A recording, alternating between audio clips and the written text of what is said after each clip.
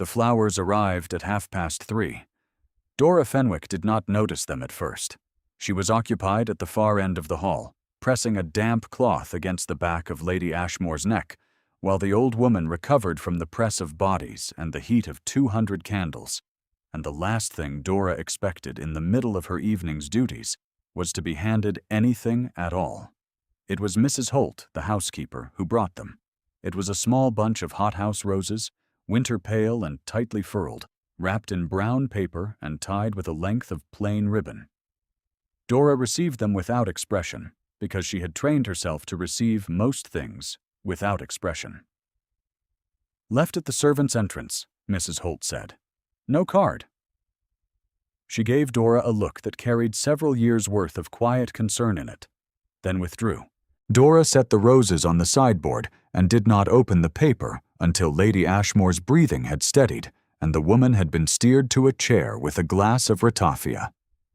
Then, in a corridor just wide enough to stand upright in, with the noise of Whitmore Hall's midwinter assembly pressing through the walls in waves of violins and laughter, she unwrapped the brown paper.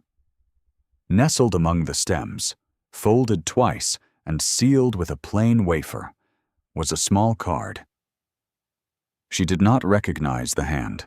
It was upright, unhurried, the hand of a man who had learned to write before he had learned to rush.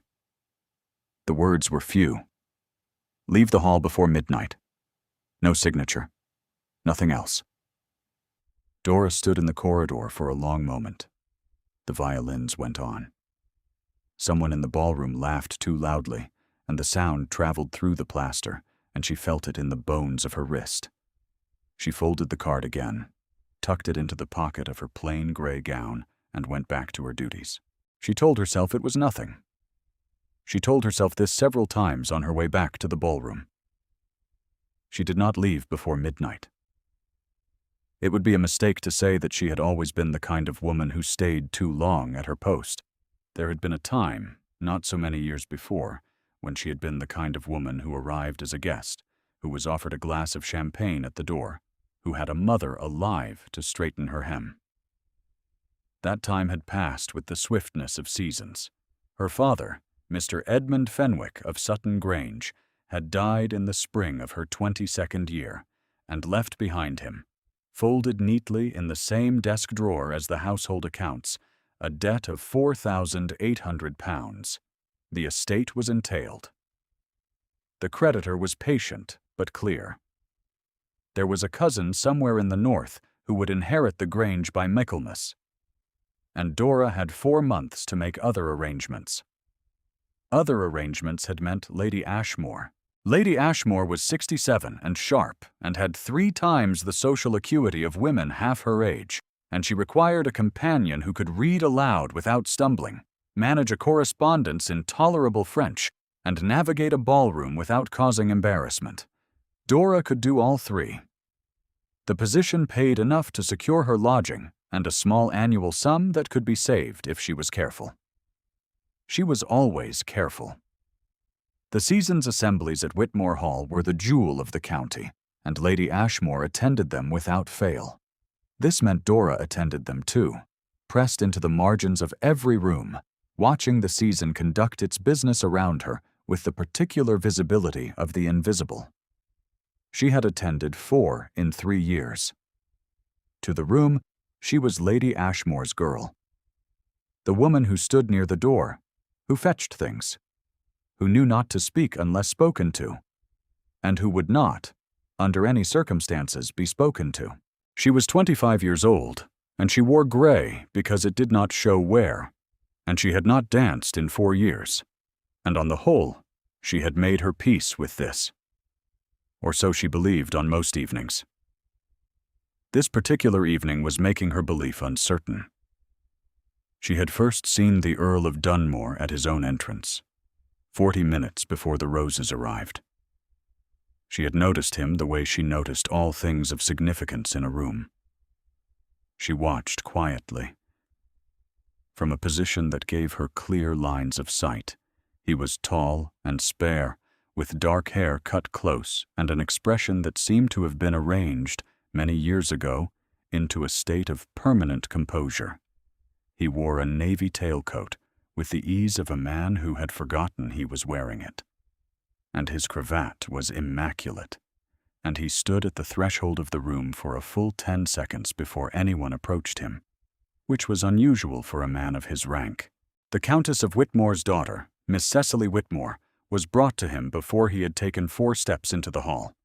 The room had been waiting for this for 3 seasons. Dora did not watch what happened next. She had work to do. What she could not account for, later, was the moment he had looked at her. She had been crossing the hall at an angle, carrying Lady Ashmore's shawl, and she had passed within perhaps 8 feet of him. She had not looked at him directly. One did not look directly at an earl when one was carrying a shawl and performing the function of a piece of furniture. She had kept her eyes on the far doorway, and her pace even, and her expression composed. And she had felt, with a certainty she could not explain and did not trust, that she had been seen, not glanced at, not registered. Seen in the way one sees something unexpected in a place where one did not expect to find anything. She had reached the far doorway without altering her pace, and she had not looked back, and she had told herself, with considerable firmness, that she was imagining things. Men of his rank did not notice women in gray carrying shawls. The season's machinery was entirely certain on this point. Still, the roses had arrived 40 minutes later. The card was still in her pocket when the clock in the hall showed 11:15. Dora was standing at the edge of the supper room, watching Lady Ashmore hold court from a chair she had claimed near the fire, when she heard the remark. It came from 2 women behind her, pitched low, but not low enough. The taller of the 2 was Mrs. Philippa Crane, who had been one of her mother's acquaintances, and who had greeted Dora every season with the particular warmth of a woman who has never had to calculate. The woman beside her was a young matron whose name Dora did not know. "The gray one near the pillar, Mrs." Crane said. "That is Lady Ashmore's companion, one of the Fenwicks of Sutton. They lost everything, I understand. The father left debts. She is reduced to this." The young matron murmured something. "Quite," Mrs. Crane said. "A pity. She was a tolerable girl, I recall. Now she is simply one of those women one does not quite know how to address. Not a servant, not a guest. She falls between." Dora continued to watch Lady Ashmore. Her hands, clasped before her, did not tighten. This was the 3rd year she had heard some version of this observation. She had learned, by the 2nd year, that hearing it did not become less cold, only less surprising. She falls between. That was the phrase the season had fastened to her, in one form or another, since the summer her father died. She touched the card in her pocket once. Then she moved away from Mrs. Crane and towards the window and pretended to look out at the frost-dark gardens. At 11:30, she saw him again. He had been standing near the long table, receiving the season's attentions with the same composed patience he had brought to the threshold earlier, and there was nothing in his bearing to suggest he was looking for anything. Miss Whitmore was beside him, her color high, her ivory gown catching the candlelight in ways Dora's gray one could not. Lady Whitmore had arranged the girl at his elbow with the confident precision of a woman who had been arranging things all season and expected, at last, to arrange this one. He was not looking at Miss Whitmore when Dora saw him. He was looking across the room. He was looking at her. Not casually. Not the way one surveys a room between conversations. He looked at her with a directness that had nothing of accident in it, and when she met his gaze, he did not look away. He held it for 2 full seconds, which was long enough to be felt in the throat and the wrists and the particular hollow between the shoulder blades. Then Miss Whitmore said something, and he turned his attention back to her. And Dora turned her attention back to the frost outside the window, and put her hand into her pocket. The card was there. She already knew every word of it. She wondered, with a caution she applied to all things that could not be safely wanted, who had sent it. She wondered if she was wrong about the identity of the sender. She constructed several other possibilities and examined each one and discarded each one in turn, because the truth was, she had no other candidates, and she had learned not to pretend. Leave the hall before midnight. If the story of what happened that night were told entirely from the outside, it would look quite ordinary for a long while. A companion fetched things. An earl spoke to the county's daughters in the order of precedence the season required. The orchestra played a cotillion, and then a country dance, and the candles shortened, and the supper was brought out and consumed, and the county's opinions circulated freely. What was not visible from the outside was the small house on the Fenwick estate's border, occupied for the past 3 weeks by a man named Mr. Garrow. Dora knew Mr. Garrow the way one knows bad weather. His effects arrived before he did. He was the creditor's agent, or something near enough to it, and he had presented himself at the door of the cottage where Dora lodged with Lady Ashmore's household twice already. His visits were polite. He was clear about the amount outstanding. £4,800, unchanged, because her father had never paid the interest, and it had accumulated for 2 years after his death before anyone had troubled to inform her. The creditor's patience, Mr. Garrow explained, was a courtesy that had already been extended to its natural limit. The matter would be concluded before spring. This meant, in the language of such things, that she would lose the last small claim she retained on Sutton Grange, a matter of a cottage, and 1/8 of an acre her father had settled on her mother before the marriage, which had passed to Dora, and which had not been swept into the entail. It was not much. It was the last thing she had from her parents' life. Mr. Garrow was entirely civil about it. It was not, strictly speaking, a matter that could be resolved at an assembly. Dora knew this.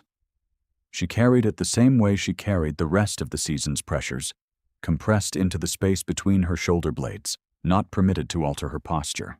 What she did not know, on the evening the roses arrived, was that Dunmore knew about Garrow.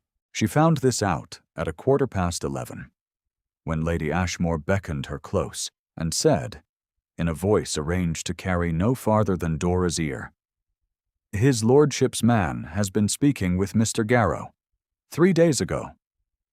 My footman saw them at the inn." She paused. "I thought you should know."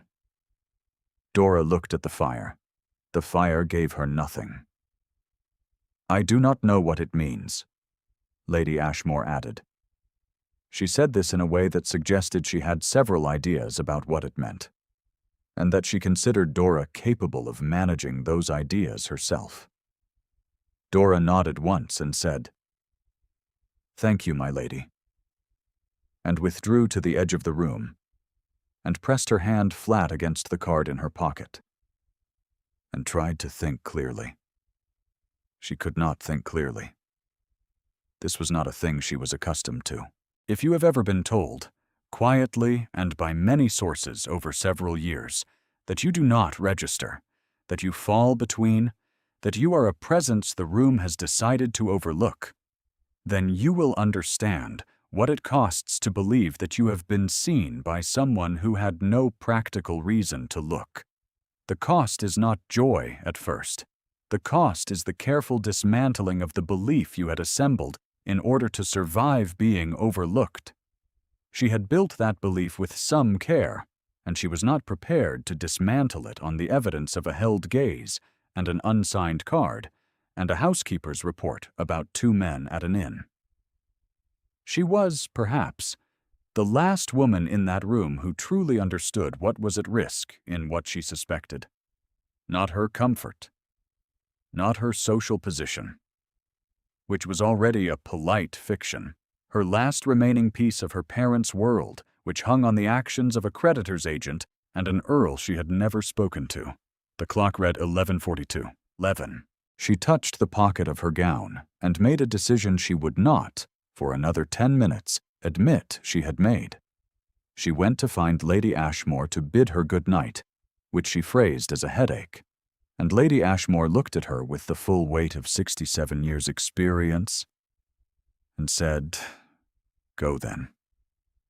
Nothing more.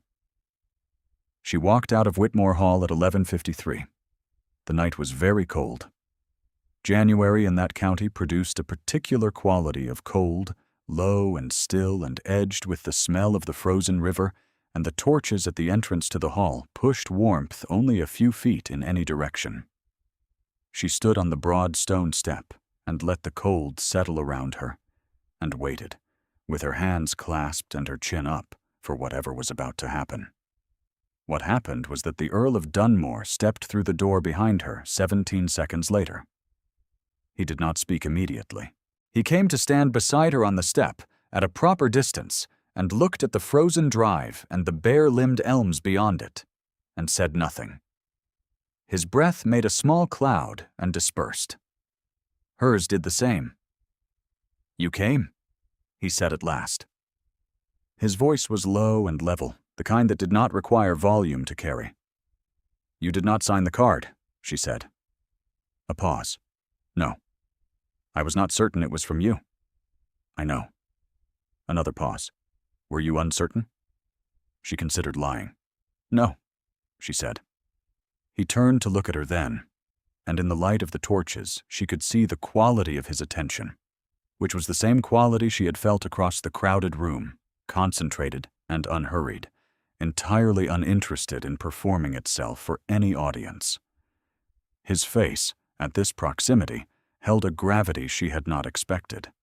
It was not the composed face of a man performing composure. It was the face of a man who had learned, at some cost, not to show what he felt, and who was currently making a choice about that learning.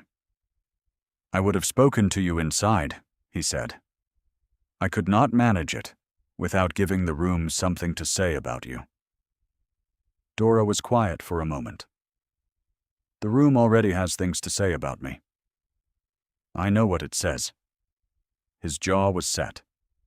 "I do not intend to make it worse." She looked at the frozen drive. A horse shifted in the torchlight near the stable entrance, and the sound of its hooves on the stone carried clearly in the cold air. "Lord Dunmore," she said carefully, "I understand that your man has met with Mr. Garrow." He was quiet for 3 full seconds. When he spoke, it was slower, more deliberate. "He has. May I ask the nature of that meeting?" "You may." He turned to face her directly. His eyes, in this light, were a very dark gray, the color of river water before a storm.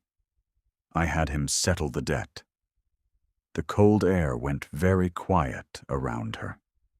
She heard the horse again, and the faint pulse of the orchestra through the hall's walls, and her own pulse, which had moved to her throat. "You did not," she said. It was not a question. It was the voice of a woman who has learned to test the floor before she puts her weight on it. £4,800, he said. "And the accumulated interest. Garrow's principal has been satisfied. Your cottage and your 1/8 of an acre are not at risk." She looked at him. The torchlight moved across the angles of his face, and she could see clearly that he had not slept well in recent nights, that there was a quality of effort in his composure that was not the ease of a man who had performed a simple transaction. She could see, too, that he expected her to ask why, and that he had been preparing for that question with some care. "Why?" she said. He was quiet for a long moment. Long enough that she heard 3 separate notes from the orchestra inside, muted through the stone walls. "My wife died," he said at last. 2 years ago. She was ill for a year before that. I was abroad for the first 8 months of the year she was ill, settling a property dispute that could have waited and did not have to be settled by me in person. I was told it was not serious. He paused. I was told many things in that year that I now understand to have been told to me, because the people around me found it convenient for me to believe them.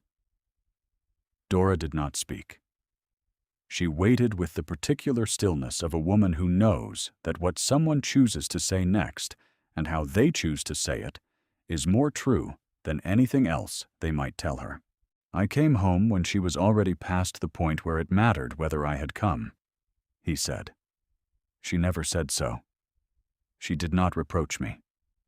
I have spent 2 years understanding that this was another form of the same kindness that had been extended to me all year, and that I had not earned it. The wind shifted and brought the smell of the frozen river with it. I was watching you carry her shawl, he said, at the entrance. I had seen you at the previous assembly and the one before. You carry everything without complaint, and the room walks past you as though you are part of the furnishing, and I have watched them do it for 3 evenings, and I found I could not watch it a 4th time without doing something about it. He paused. Garrow was the thing I could do something about. The rest will require your permission.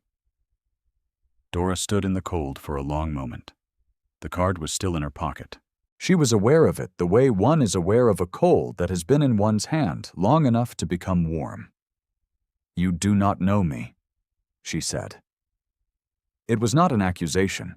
It was the truth she was required to place between them, because she was the kind of woman who placed truths where they belonged. I know what I have seen, he said. I am aware that it is not sufficient. It is not. I know.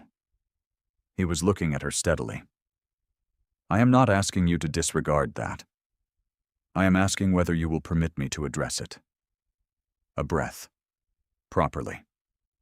With your chaperonage in order, and the full season's tedious machinery available to us, if that is what is required. She almost smiled. It was the word tedious that did it, placed there with such precise gravity as though he had considered the season's machinery and found it regrettable but navigable. She suppressed it, because they were not yet at the place where a smile was safe. What I cannot account for, she said slowly, is how you know the debt's particulars. He nodded.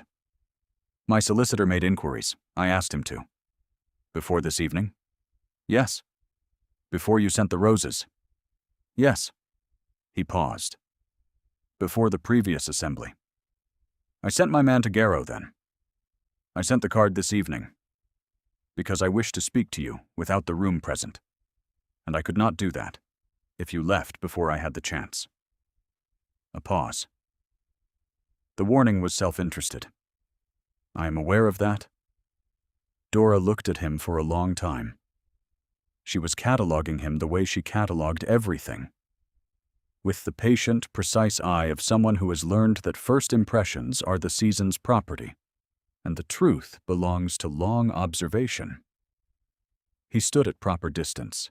His hands were still. His face, in its grave restraint, was not performing restraint. It was the face of a man who had made a costly decision and was prepared to be told it had been wrong. If he was performing, she could not find the seam. Lord Dunmore, she said. Miss Fenwick, he replied. I do not believe, she said carefully, that £4,800 constitutes permission to address a woman. It constitutes a debt, to which I intend to object in the strongest terms. Something shifted in his face. It was very slight. The release of a muscle she had not known was held. I expected as much, he said. I will not be in your debt. I did not expect otherwise. He reached into his coat and produced a folded paper, which he held out to her. My solicitor drew this up. You may arrange repayment at whatever terms are comfortable to you. The interest is nil. There is no urgency and no leverage. He paused. I am aware how it must appear. I can think of no way to make it appear otherwise, except by being plain. He had not done it to create an obligation. I did it because I wished to, and because I was able to. She looked at the paper without taking it. And if I repay you, and you are disappointed with how the season proceeds, then I will be disappointed, he said. And you will keep your 1/8 of an acre. She took the paper. She stood in the cold and held it, and looked at the drive, and the frozen elms and the torchlight. And she understood, with a slow certainty that moved through her chest like the sensation of a fire taking hold in a cold room, that she was at a hinge. That the things she had believed about her position in the world, the beliefs she had built and maintained with such careful economy, were in the presence of a man who had simply decided not to accept them. She did not thank him. She did not, yet, trust herself to speak further without saying something that could not be unsaid. "You should go in," she said at last. "They will be looking for you." "Yes," he said. He did not move immediately. "Will you be at the Elmhurst gathering on Thursday?" "Lady Ashmore intends to attend." "Then I will see you on Thursday," he said. He looked at her for one more moment, with the full quality of his attention, the kind that was not a performance and did not require an audience. Then he turned and walked back into the hall, and the door closed behind him. And she was alone on the step with the cold and the paper in her hands, and the card still in her pocket.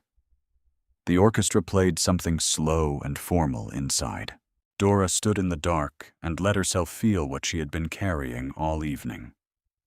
If you have been told many times, by many sources, that you fall between, that you are a woman the room has decided not to see, then you will understand what it is to be looked at by someone who looked directly.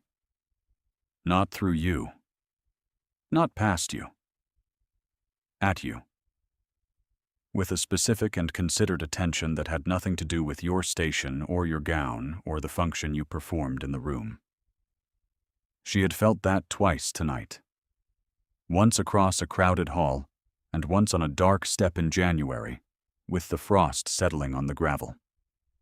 She tucked the paper into her pocket alongside the card, and walked to the waiting conveyance, and did not let herself think too far ahead.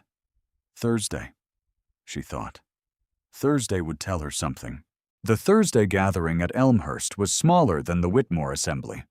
30 guests arranged around a long supper table and a drawing room that opened onto a gallery where a string quartet played. Lady Ashmore chose a chair near the fire. Dora took her station near the window. She had spent the intervening days in reasonable control of herself. She had reread the paper his solicitor had drawn. It was exactly as he had described. A simple debt instrument, nil interest, no penalty, no date of maturity. She had shown it to Lady Ashmore, who had read it twice and handed it back without comment. The comment had been in the quality of her silence, which was the silence of a woman who had been waiting for events to clarify. Miss Cecily Whitmore was also at Elmhurst. This was not a surprise. The season had arranged certain things with its customary confidence, and one of those arrangements was Miss Whitmore's position at Lord Dunmore's elbow at every gathering of significance. Lady Whitmore was present as well, stationed near the drawing-room door with the alert posture of a woman conducting a campaign. Dora watched all of this from her window and permitted herself no opinion on it. She had opinions. She did not permit them. He arrived late, which was not his habit, and he came in with snow on the shoulders of his coat, which he brushed off with 2 economical movements. He greeted his host and his hostess. He accepted a glass of wine.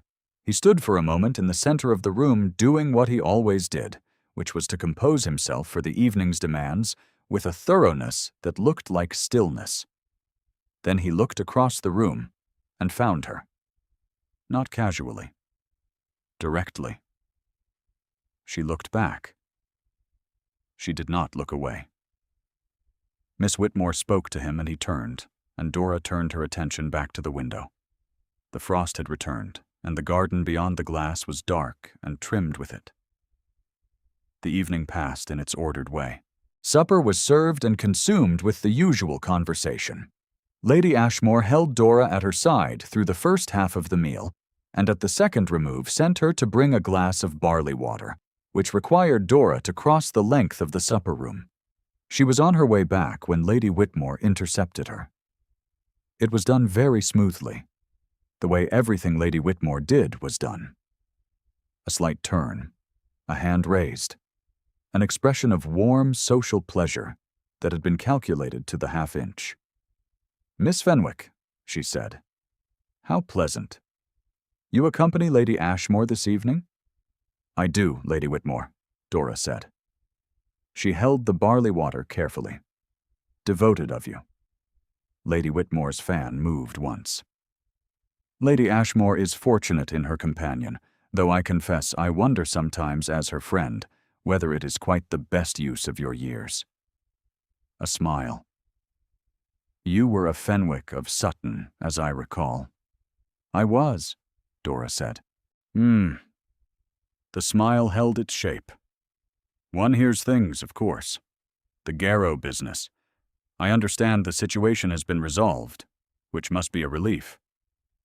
Dora looked at her steadily. "It is," she said. "One imagines it was resolved in the usual way such things are resolved," Lady Whitmore said, her voice pitched to the exact register of a private observation. "An arrangement of some kind. One does not, of course, ask." The fan moved again. "It would be indelicate to ask." The phrase arrived in the room between them with all the weight Lady Whitmore intended it to have. It fell between was the version Dora had heard 3 years running. An arrangement of some kind was the new addition, polished and poised, designed to place Dora in a category that could not be addressed in polite company. Dora's hands, on the barley water glass, did not tighten. She held Lady Whitmore's gaze for exactly 2 seconds. "The matter was resolved through a standard instrument of credit, Lady Whitmore," she said. "Quite ordinary. I expect to discharge it within the year." She paused. "I would not like it thought otherwise." Another pause, smaller. "I am certain you would not want to give a wrong impression. Your position makes you careful about such things." Lady Whitmore's fan stilled. Her expression maintained itself, but at some cost, and Dora, who had learned to read such costs, saw the calculation flicker behind it. "Of course," Lady Whitmore said. Dora inclined her head and continued across the room with the barley water. She delivered it to Lady Ashmore, who received it without looking at the glass. She looked at Dora's face instead, briefly and with great precision, and then looked away toward the fire. She said something. Lady Ashmore observed. "She suggested the debt resolution was irregular," Dora said. "I corrected her." Lady Ashmore sipped the barley water. "And how did she receive the correction?" "She received it," Dora said. Lady Ashmore smiled at the fire. "Good girl," she said. Dora was standing at the edge of the gallery, watching the quartet play, when he came to stand beside her. He positioned himself with a foot of proper air between them and looked at the musicians with the same expression he brought to everything. Composed, present. "Not performing the composition?" "She spoke to you," he said. "Not a question." "Lady Whitmore, yes." "What did she say?" Dora considered. She implied the nature of the debt resolution was not respectable. His jaw tightened once and released. "I see. I corrected her," Dora said, civilly. He was quiet for a moment. The quartet was playing something measured and soft, a slow piece that suited the cold outside. "I had not anticipated that she would move so quickly." "You should have," Dora said without heat. "She has been arranging this season with considerable investment. She will not release the arrangement without pressure." He looked at her. Something in his face had shifted slightly, and she recognized the shift. It was the expression of a man who has just seen something he had not expected. Not surprise. Attention sharpened. "You are not angry with me," he said. "I am not," she said. "You might be. I created the circumstance that gave her the opportunity." "You created a circumstance that relieved a debt," Dora said. "The use Lady Whitmore made of it is her own doing." She paused. "I am capable of telling the difference." He was quiet for a moment longer. The quartet went on. He was standing at proper distance, and his hands were clasped behind him, and she was aware, in the way she had been aware all evening, of the precise location of every inch of him in relation to every inch of her. She could feel the warmth that radiated from him in the cold of the gallery. She could hear his breathing, which was slow and even. "Miss Fenwick," he said. She waited. "Dora," he said. It was the first time. He said it with the care of a man handling something he did not wish to damage. It sat in the air between them, and she felt it in the hollow of her throat, which was the particular place she felt things she was not yet ready to admit feeling. She turned to look at him. He was looking at her with the same directness he had brought to every previous occasion, the held gaze that did not perform itself for any audience, and she understood, standing in that gallery with the quartet playing a soft minor key movement and the frost pressing at the windows, that he had meant everything exactly as he had said it. "Nathaniel," she said. It came out more level than she expected. She had not intended to use his given name. She had not known, until she said it, that she knew it. Lady Ashmore had mentioned it once, in passing, weeks before any of this began. He did not smile.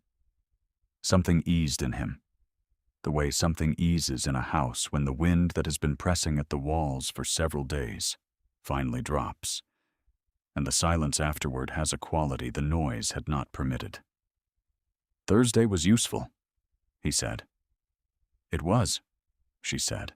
The gallery was empty except for them and the quartet was at a polite remove, and the room beyond the gallery was full of the season's usual business.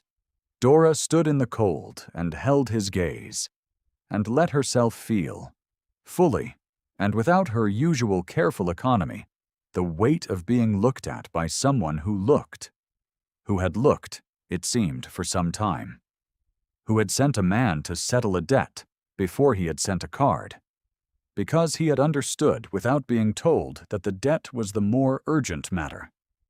"You knew it was self-interested," she said. "The warning." "Yes.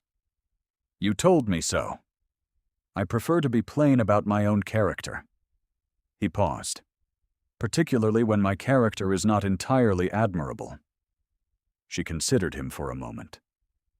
"It is more admirable than most characters I have encountered," she said, "which is not the same as admirable in the absolute. You have rooms for improvement."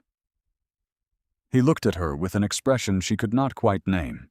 It was not quite gravity, and not quite warmth, and not quite amusement. It was a compound of all three that she did not have a word for. "I am aware of that," he said. "Good," she said. The quartet shifted to a livelier movement, and the voices in the room beyond grew louder, and they stood in the gallery in a silence that was not awkward, and waited, both of them, for what would come next. What came next was the long season's formal machinery, which he had offered, and she had accepted, provisionally, with the full weight of her own intelligence, applied to every step of it. He called at Lady Ashmore's house on Tuesday, properly, with Lady Ashmore present in the chair nearest the fire, and a tray of tea that Mrs. Holt had made with unusual care. He was on his best behavior, which was already considerable. Lady Ashmore observed him for 40 minutes, and said at the end, "You may come again on Thursday." He came on Thursday. He came on the following Monday as well, and the Monday after that. And at some point in the third week of February, the calls ceased to feel like performances of protocol and began to feel like what they were, which was two people carefully learning the weight of each other. Dora had learned to be careful. She was careful now with different materials. Not the calculus of survival she had been performing for 3 years, but the careful attention one pays to something newly living, which will not survive carelessness. There was an evening in the drawing room when Lady Ashmore contrived to be called upstairs by Mrs. Holt on an errand that took precisely 22 minutes, during which Dora and Nathaniel sat on opposite sides of the tea table and said very little, and did not need to. The fire was low and the room was warm, and at one point, reaching for the same small book on the table between them, their fingers touched. She did not withdraw immediately. He did not either. They held that contact for a moment that had nothing of performance in it, only the plain warmth of two hands that had found each other after some difficulty and did not particularly want to separate. "I should tell you," she said, "that I intend to fully repay the debt, whatever the shape of things between us." "I know," he said. His hand had not moved. "I would not have it otherwise. I want to be certain you know it." "Dora." He said her name with the same care as the first time, the word placed precisely where he intended it. "I know." Lady Ashmore returned at that moment, which was not an accident, and settled into her chair and accepted a cup of tea, and said nothing at all about the 22 minutes she had been absent.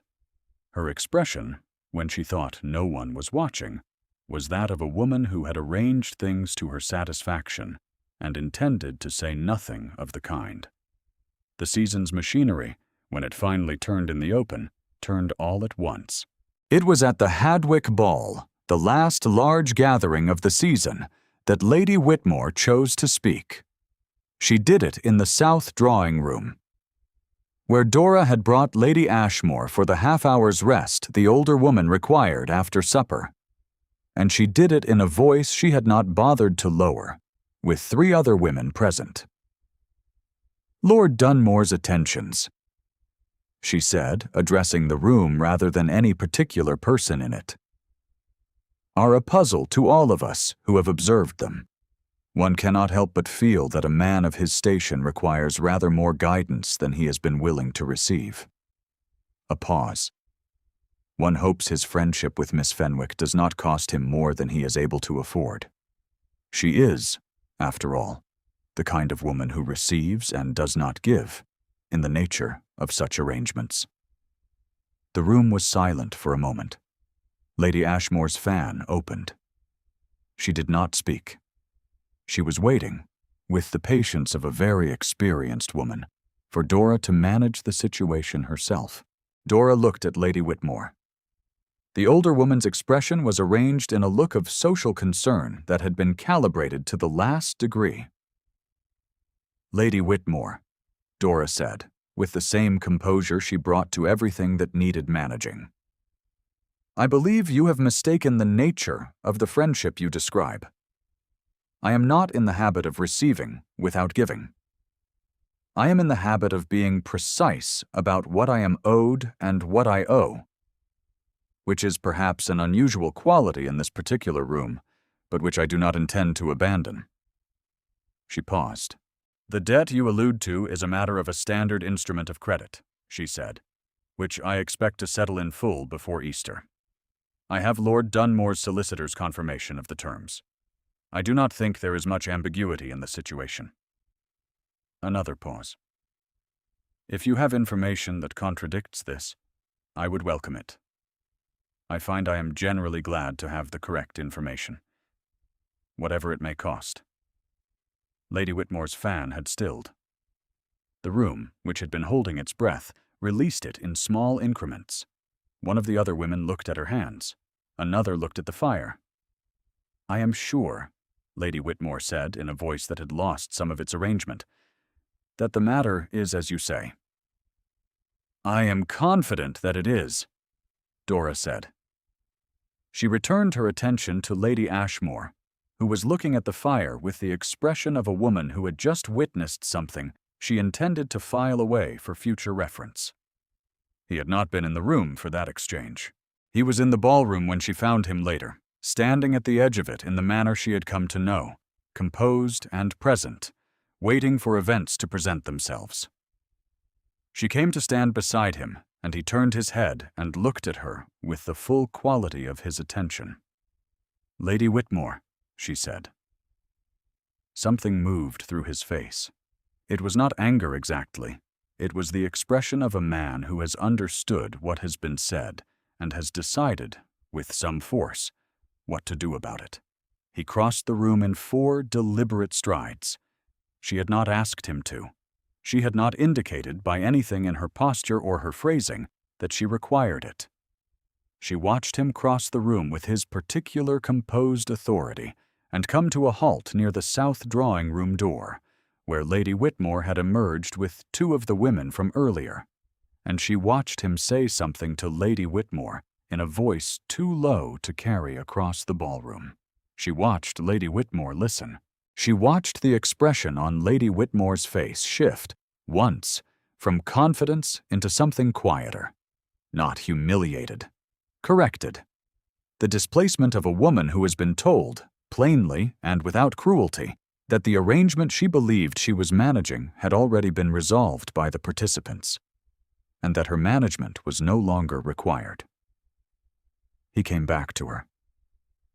He stood beside her, and the room was watching them, the way rooms always watched him, because he was who he was. And she felt the quality of the watching shift as it always shifts when the room is required to recalculate. She was not imagining it this time. The recalculation was visible in the small adjustments of posture around the perimeter. "What did you say to her?" Dora said. "I told her," he said, "that Miss Dora Fenwick would be Countess of Dunmore before the season ended, and that I would consider it a personal inconvenience if her reputation suffered in the interim." She stood beside him in the ballroom and felt the words arrive in her the way the cold had arrived on the step in January, clear and complete and unmistakable. The room continued to make its small adjustments. "That is 12 words," she said at last. He looked at her. The expression was the compound one she did not yet have a word for.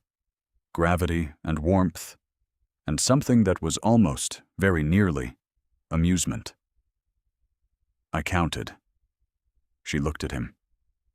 She had been careful for a long time, careful in the way one is when one has learned by experience what carelessness costs, and she was still careful now, though the care felt different.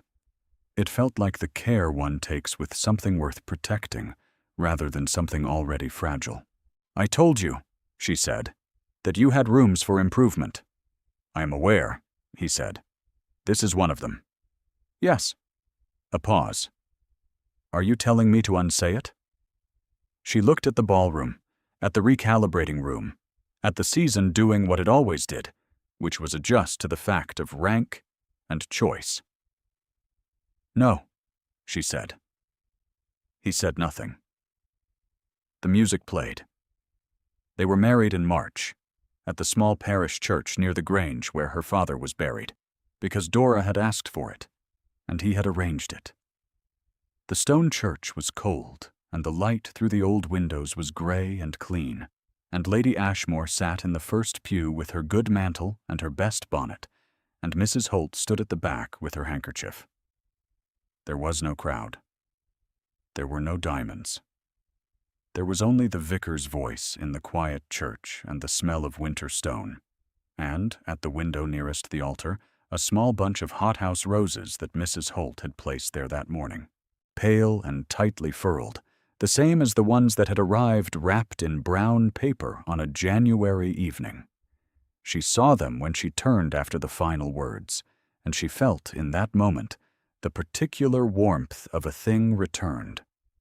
Nathaniel's hand was at the small of her back, light and unhurried, and she looked at the roses for a moment and did not speak, because there was nothing that needed saying. That afternoon they drove to the house he had readied for her. Not his main estate, which would come in time, but a smaller property, a half-hour from the Grange, with a good library and a view of the same river she had grown up looking at. She walked through the rooms while he watched from the doorway of each one, and she looked at the bookshelves and the windows and the fire that had been laid and lit before their arrival. And she came, at last, to a small table in the library where someone had placed her few possessions from the cottage, her father's writing box, her mother's worn leather prayer book, a folded letter she had not been able to part with, which was the last letter her father had written before he became too ill to write. She stood at that table for a moment. He came to stand beside her. Close, without ceremony. Near enough that she could feel the warmth of him. She picked up the letter and held it. "I would have liked to repay you before we were married," she said. It was not a complaint. It was the last record of an intention she had held for 4 months. "You will," he said.